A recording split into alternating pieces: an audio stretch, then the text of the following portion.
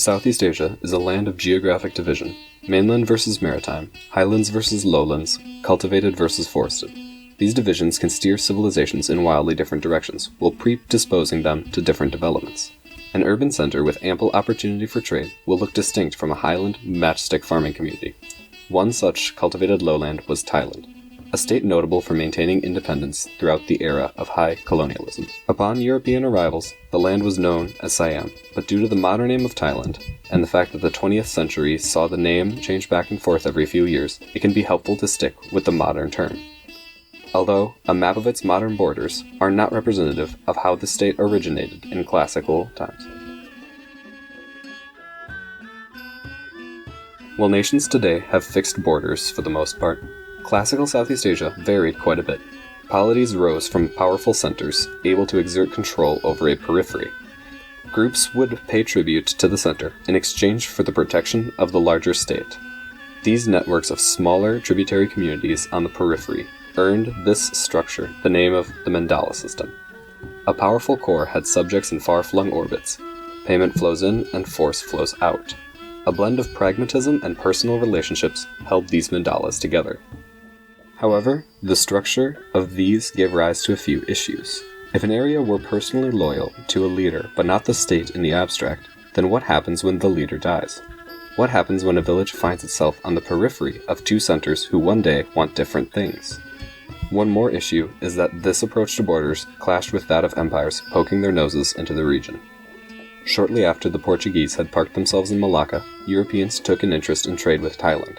Rather than try to lock foreigners out, Thai rulers invited foreign ambassadors to hash out how trade would work with the world's empires, and it worked fairly well. The Dutch and English established trading companies, French engineers built fortifications and introduced the first printing presses. That is not to say it was only positive. Empires forced treaties onto Thailand, including both economic and territorial concessions. However, appealing to these three powers kept them in an advantageous position. If any one of these powers infringed too far on Thailand, it would upset the other two present. With this tense network of economic ties, no one power would risk annexing Thailand outright. This balance preserved the Thai kingdom from outsiders, but not from its traditional rivals. Most importantly, Burma. The Burmese invasion destabilized Thailand, trying to balance both internal interests well under foreign invasion. Its mandala collapsed as powerful monks, generals, and governors broke away. In the chaos, one particularly strong general took charge and managed to put most of the country back together. While this state was short-lived, it included a large influx of laborers from abroad, who replaced the war-ravaged population and rebuilt the state. This saw a rise in Thai influence in the region, reaching all the way to the Chinese border. However, a coup would put yet another dynasty in control. Here is where the mandala system, characterized by blurry borders, truly ended. Wars with Europeans enforced hard lines and boundaries as Thailand saw its claims to influence in Cambodia, Laos, Burma, and the Malay Peninsula fall away.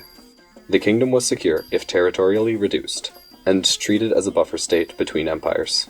Seeing the empires close in spurred some measures of reform. Schools were built, slavery and labor taxes were eliminated, and a central government replaced the semi-feudal system of administration in the provinces. Not to mention, they changed the flag about 3 more times before settling on the modern design. These reforms, along with a contribution to the Allied war effort in World War I, earned Thailand a favorable position at the negotiating table, and the unequal treaties were amended.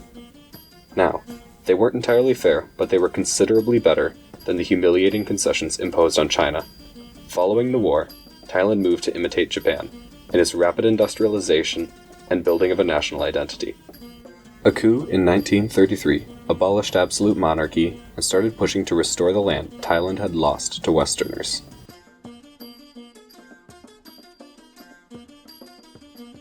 In the next few years, Thailand took on elements of far-right politics.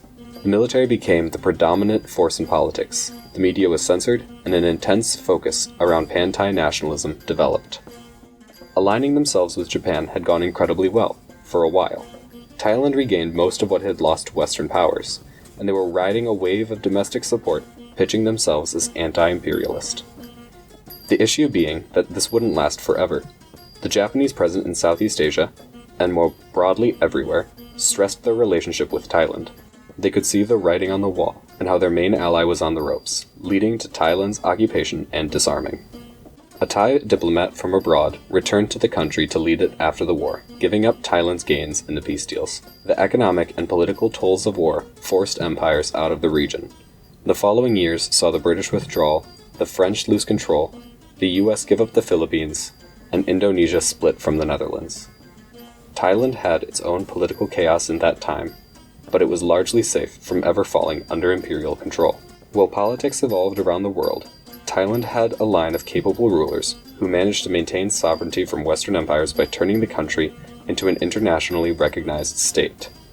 There were conflicts degrading their independence and domestic control, but no outside nation ever colonized the area, the same way as Indonesia, for example. Through a blend of concessions and cooperations, keeping the country open, Thailand was the only Southeast Asian state to protect itself from imperial conquest.